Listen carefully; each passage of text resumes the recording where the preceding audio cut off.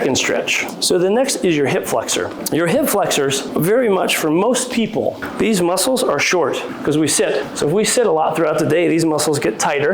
And so if I have tight muscles and then I go to get up, they're this. So I need to do something like this or do things in order to stand well. But these hip flexors, if you have a huge pelvic tilt to yourself or you sit a lot, these muscles tighten down and they really need to be longer because these muscles attached to your spine, from like if I had an arrow could go through my stomach and hit my spine, that's where these muscles start. They come all the way down into my hip. So they attach to your spine. So if they're tight, they can pull your spine one way, they could pull it another way, they could pull it forward. And a lot of back problems come from problems right here. Every back has a front. Too tight here and a weakness in your abs is a recipe for disaster for most back problems. So that's why we always give you bridging exercises or other core exercises on those blocks. But a weak core and tight here is what we call a lower cross syndrome, if you want to look it up. It also has to deal with some other things. But we're going to teach you how to stretch those. To me, this is the best way to do it. The best way, if you can get on the ground, is I would always give yourself a little support behind on your knee. So what I do is I'm going to lean forward and get my knee up on like a cushion or a block here. And then I'm going to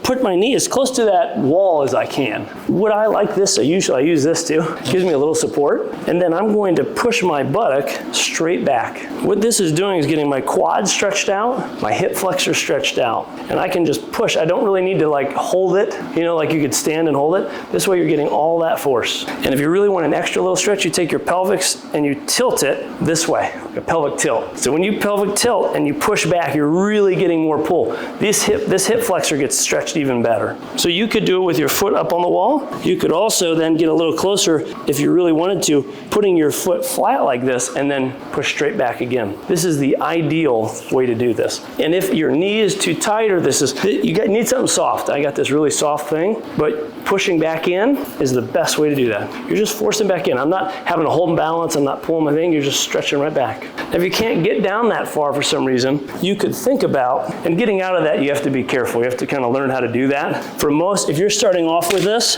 and you've got a good stretch, you're like, oh, okay, I'm tightening and I'm pushing, just lean way forward, kind of let yourself walk back and then come up. That's going to be the best way to get out of that. I've learned over time, and I get strong enough, I can just push off the wall and I get up because it just seems easier. But if you could get a chair, if you couldn't get all the way on the ground, you might be able to kind of do the same thing with a chair, but then you just do the same thing, you just push right back, right? And that might be a good start. This is kind of like a modification, but you could probably do something like that, okay? And then you don't have to get all the way on the ground and get super flexible, you can just push. But it's the same as you probably saw people trying to stretch this way, it's just not as effective. If you try this, you'll feel immediately that it stretches you without all the work, okay? And you could do your foot flat and with your toe bent too, okay? So that's kind of some suggestions for the quad.